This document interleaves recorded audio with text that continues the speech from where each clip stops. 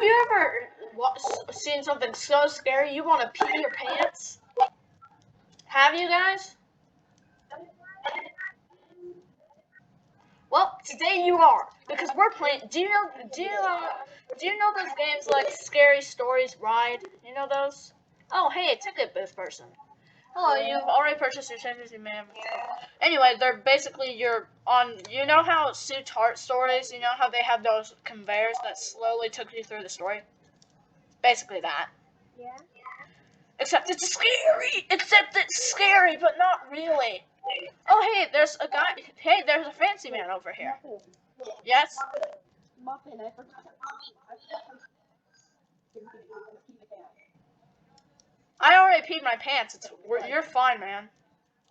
Alright, let's go. Okay, are you guys ready for this story? Let's go. Is this gaming with Kev, the guy who steals thumbnails? When Kevin was at school, he got strange. It just said, "I see you." Okay. He didn't recognize the cell phone number, so he texted back, "Who is this?"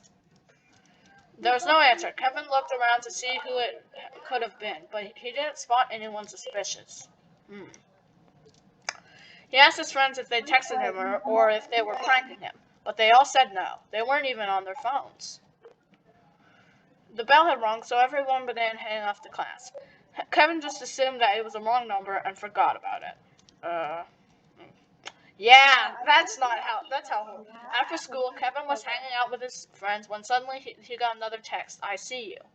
The same text? Weirdo. He asked his friends if they were pranking him again. They all said no. They began looking around but didn't see anyone nearby. They shrugged it off as a prank. "Come on, Silver, move." Kevin decided it was time to get home, so he said goodbye to his friends and headed off. As he was walking home, he got another text, "I see you." Kevin texted back, "Whoever this is, you better knock it off before I call the police."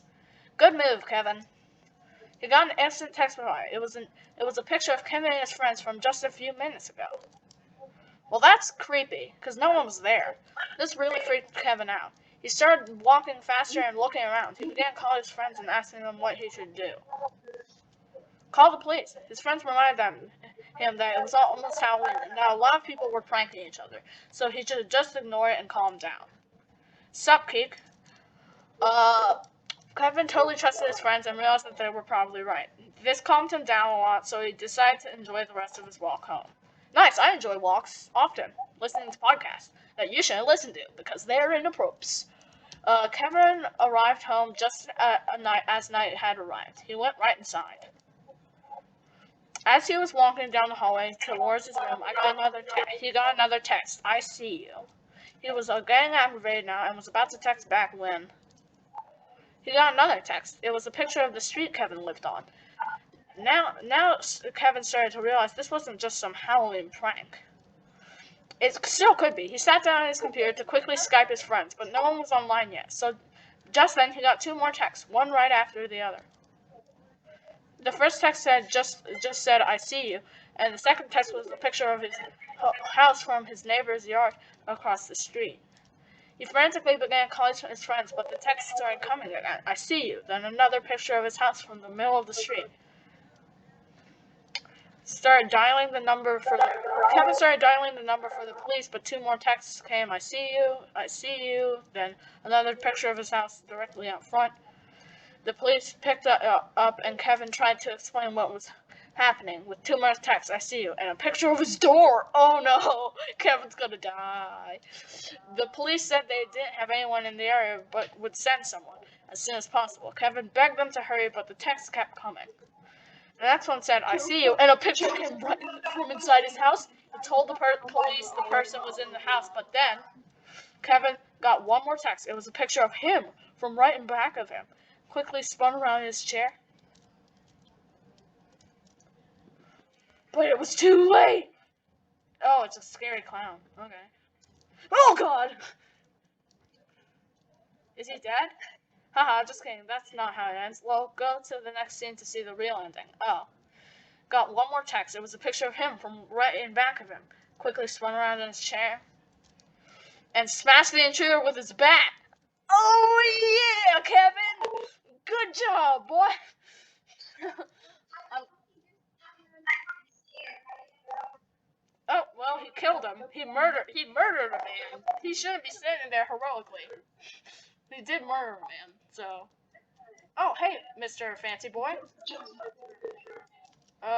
We hope you enjoyed the show. You can step through the door to re-enter the theater or X out to leave the game. So, what did you guys think of this horror story? Because we're gonna go see another one. Also, I really like that it didn't end scarily at all. It was like he just bonked him over the head. I think that's really funny. We're gonna go to the next game. Well, we'll be right back after these short messages. Now! Ah! Did I scare you? I was inside the light. That doesn't even make sense, but I'm inside the light. We don't care about you, ticket person. Let's get to the thing. Whoa, so scary. Whoa. Let's see the scary, spooky film piece. You guys are surprisingly fun to record with. Literally chills. Oh my god, I fell off the chair. My heart was pounding. I was so scared. Okay. The golden arm. There was once a little girl named Elizabeth who was born with only half of her left arm. Oh. Huh. She was a sweet little girl, and everyone loved her. Well, that's nice. Elizabeth grew up to be a very intelligent and beautiful woman. Well, that's nice. But none of the men in town seemed interested in her or asked for her hand in marriage. This is olden days, right? Elizabeth's heart was broken. She thought she would never find love, okay? But then one day she met a handsome and wealthy man named Colin. They fell in love immediately. I like Colin's top hat. Not long after, Colin asked Elizabeth to marry him, and she said yes. Huh. Colin seems like a nice dude. The wedding was like a fairy tale. No one had ever seen such a beautiful day. Well, that's nice. And instead of giving Elizabeth a gold ring, he gave her a beautiful golden arm. Cute. I like that. That's nice. The golden arm fit perfectly. Now Elizabeth had a complete left arm. It was beautiful. Well, that's nice. Elizabeth and Colin were as happy as they could be. But then tragedy struck. Elizabeth fell terribly ill. Oh no, that's bad. I thought this would be happy and changed completely. She became cruel and screamed at Colin all of the time. Well, she was ill. Maybe she didn't feel well and her temper was on. All she ever talked about was her golden arm. Colin knew that she loved the arm more than she loved him. Well, she doesn't look normal. I think the golden arm's possessing her. She always made him promise that once she died, he would bury her with her golden arm. Of course, he always promised. When Elizabeth died, Colin's heart was broken. He buried her with her golden arm, just as he had promised. Well, that was a pretty bad end, but Colin's bad luck continued. His factory burned down, and his crops failed. He was now poor. Huh. The bankers came and told him that they were taking his house and land. Colin had to do something, but what? Oh, he painfully decided to borrow Elizabeth's golden arm. He dug her up and took the golden arm. Hold on, let's see her skeleton. Oh, her skeleton's not in there. Oh, I want to see a skeleton. Colin sold the arm and paid the bank. The goldsmith melted the arm and made many different things with gold. That night, Colin couldn't sleep. He thought he could hear Elizabeth's voice in the wind. Jump scare? She seemed to be saying, "Where's my golden arm?" The voice was getting closer. Closer. Jump scare? Now the voice was directly outside the door. "Colin, where's my golden arm?" the voice demanded angrily. The door flew open and Elizabeth's ghost came floating in. She was pale and had red, glowing eyes. Ew. Well, oh, I really don't want to go through this next door because it'll be spooky. Or will it? "Where's my golden arm?" she screamed, tried to explain that he had to borrow it. But he promised he would make her a new one. "I don't want a new one. I want mine," she screamed in anger. He explained to her that the goldsmith had melted the arm, so he couldn't get it back. Elizabeth shrieked in anger and flew to Colin. She grabbed him and dragged him back to her grave. No one ever saw or heard from Colin again. Jump scare in here? They say that Elizabeth is still roaming the earth, looking for every drop of her golden arm. I'm gonna close my eyes. And all we know is that gold is found in many electrical devices like phones, computer parts, or pads. Who knows? Maybe some of Elizabeth's golden arm is in your phone. Oh crud! Jump scare. You never find out, but you never know. But you might find out. Nope. Here comes the jump scare. I'm gonna look away. I'm gonna close my eyes. Whew. I'm glad I closed my eyes for that. It was cool. Also, what was with her and her golden arm?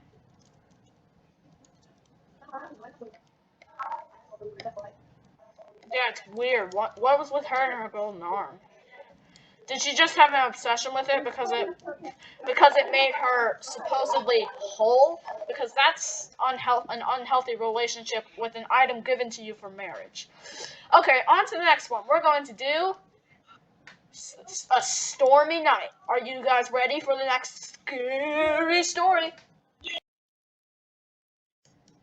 Time for another scary tale of horror and freakiness. Boo! Did I scare you? No, of course I didn't. I am sad. Ooh, new stories coming out soon. We'll probably do another video on these games because they're really good games. We have Soot and the Mothman incident. Well, we're definitely going to play those when they come out. Defo, right? Mothman incident.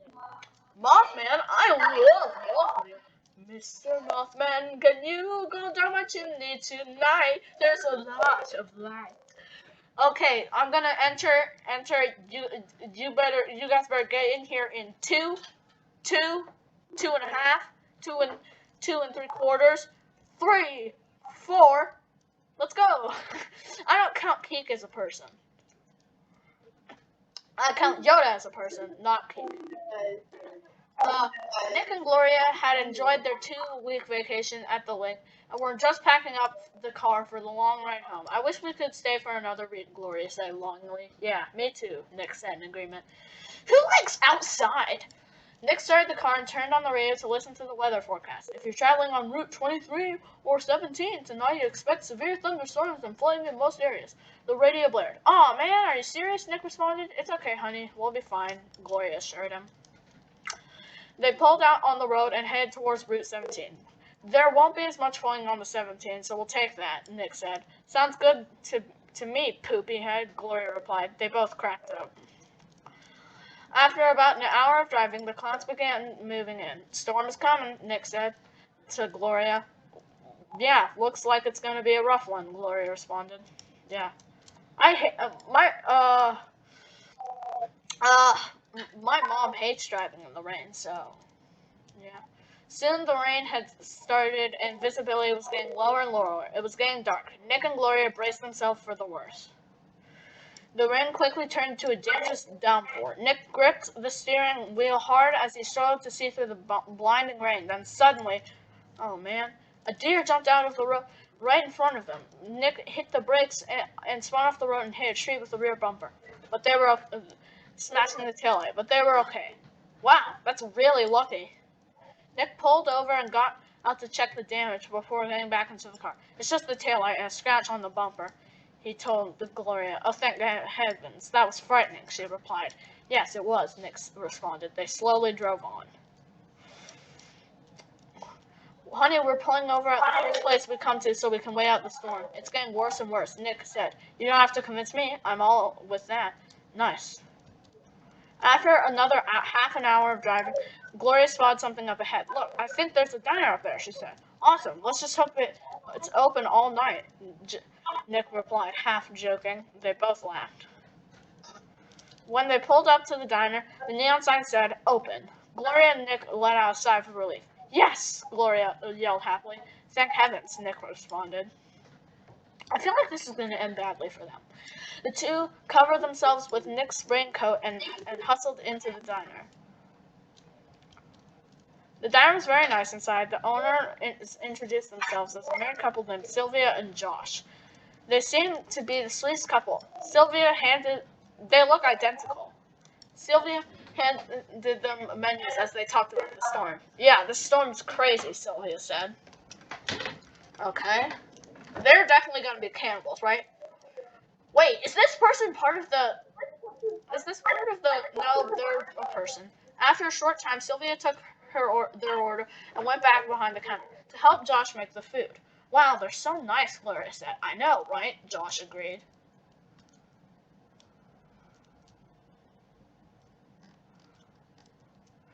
Sylvia was back with her orders in a few minutes. Wow, that was so fast, Gloria said, surprised. That's what we're known for. Fast service and great food, Sylvia said happily. She went back behind the counter with Josh. After they had finished eating, Sylvia slipped by to take their plates and fill their coffee cups while leaving a bill on the table. Gloria and Nick had barely noticed. They sat for an hour or so until the storm passed. Then Gloria and Nick left money on the table with a very nice tip. They thanked Sylvia and Josh for the great food and service and headed out the door. Josh and Sylvia waved goodbye enthusiastically. Well, after a terrifying experience with the deer and the storm, that was a wonderful way to put that all behind us, Gloria said happily. Agreed, totally. What a great couple and diner, Nick said. The sun was coming up. They needed some gas, so at the first station they pulled in, a man came and greeted them. Nick asked him to fill it up and began to pump the gas. Gloria told him that they'd eaten at Sylvia and Josh's diner. And Josh and Sylvia, you two are way too young to know about them. Oh, Gloria replied, well, we just ate at their diner. They were so nice. Gloria responded, that's impossible. They died over 25 years ago. Diners burned down within a minute. The man finished. Seriously? I expected this. Gloria and Nick were in shock. Anyway, you must be talking about some other diner, the man said. Nick paid the man and he went back inside. The two got back in the car and sat there in total silence for a good 5 minutes. A good 5 minutes? 5 minutes aren't good. They're bad. There's no way we got it wrong, Nick said quietly. We're going back, aren't we? Gloria asked. I think we need to, honey. Unless you want to live with thinking we're both crazy, Nick said, half joking. Let's do it, Gloria replied. They headed back. And they're gonna kill him, aren't they? Nick and Gloria drove all the way back to the diner. They pulled in the parking lot and parked. There was only silence. After a few minutes, they both stepped out of the car and walked over to the building. And it's burned down. Thought so. Indeed, the diner had burned to the ground a very, very long time ago. The only table left standing there was the one they had eaten at. And there, on the burned remains of the table, was their food, bill, and the money they had left to Sylvia and Josh.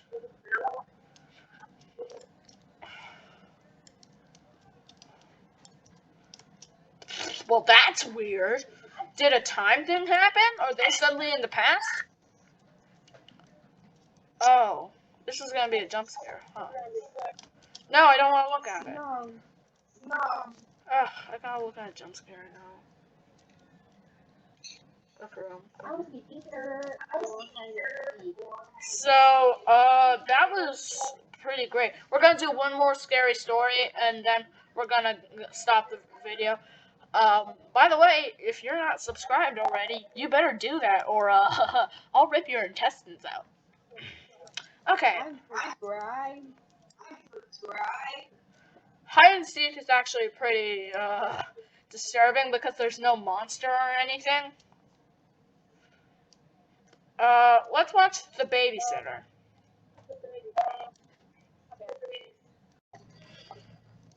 Time for a spooky story of the night. Let's, well, it's not nighttime right now. It's like 3 in the morning or 3 in the morning.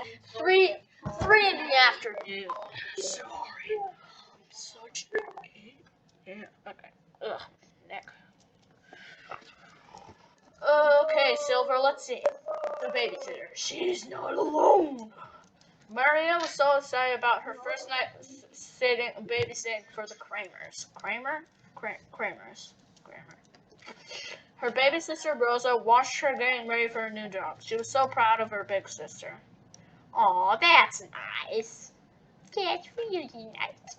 Maria's mother drove her to the Kramer's house and dropped her off a few minutes early. The Kramers were happy to see Maria. Our phone number is on the fridge, and you can help yourself to whatever food or drinks you like, Mrs. Kramer told her. The children are upstairs asleep, so just check on them now and then. You can use the basement if you like. There's TV and games to play. Okay. There's also a monitor down there so you can hear the kids. We're so happy we found you, Maria. Then the Kramers said goodbye and left. Okay. Maria went directly upstairs to check on the children. They were safe and sound asleep. Cute kids, Hoss. Now you only have one cute kid, Hoss. And the other cute kid gets stomped. So now you don't have any cute kids, Hoss. Except for that one ugly one you get in the basement. She went into the kitchen to get the phone number and a soda before heading down to the basement. Nice.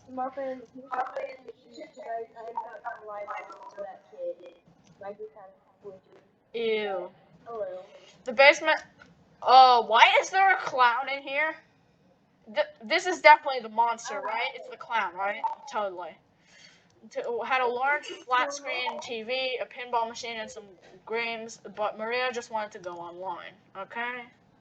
She got an online date on Roblox or something, went online, and began watching some videos while glancing at the monitor lights every now and then. Hey, it's Gaming with Cats, the thumbnail stealer, number 199. After a while, she decided to play some pinball. She put the monitor on the pinball machine and started to play. Let's see how she does. Well, she's doing pretty good, okay. She got a little too creeped out by the clown statue next to the machine, and so she took the blanket from the sofa and covered this clown. I get that completely. The monitor light suddenly turned red, and she could hear the children stirring. She went to go check on them. Maria quickly went upstairs to check on the children. Asleep. No stirring to be heard. Thank goodness, the children were fine, but just then, Maria heard some sounds coming from the basement monitor. Maria carefully came down the stairs, looking all around the basement. She didn't see anything unusual. The clown statue is definitely a bad thing, right? She went back to the sofa when suddenly she noticed that the piece of paper with the phone number on it was gone. Well, that's... Maria slowly backed up, away from the sofa, and looked all around her, but nothing else seemed out of place. Ring! Her cell phone rang, startling her. She quickly went to the phone to pick it up. It was the Kramers just checking in. Maria was relieved. She told them that everything was fine and the children were safe. Then she told Mr. Kramer, I hope you don't mind, but that life-size clown statue by the pinball machine was a little too creepy for me, so I covered it with a blanket. There was a dead silence from Mr. Kramer. Then he said, listen to me very carefully. Don't speak. Just go upstairs right now and get the children out of the house. We don't have a clown statue in our house. Run to the neighbor directly across the street. We're on our way to calling the police now. Maria ran like lightning up to the stairs and checked the children. The clown is still standing. Maria made outside with the children just as the police arrived. They were safe. Was this supposed to be scary? The police told the Kramers what a brave and amazing person Maria was. The Kramers were so grateful to Maria, but most importantly, everyone was safe. Where's the clown? Oh, he's in prison. He's in prison. This isn't very scary. Oh. Even though he got arrested, I mean, I suppose it was a bit of a surprise, but thank you guys for watching. This was a lot of fun, and we'll see you next time on Scary Stories Adventures, I guess. Ew.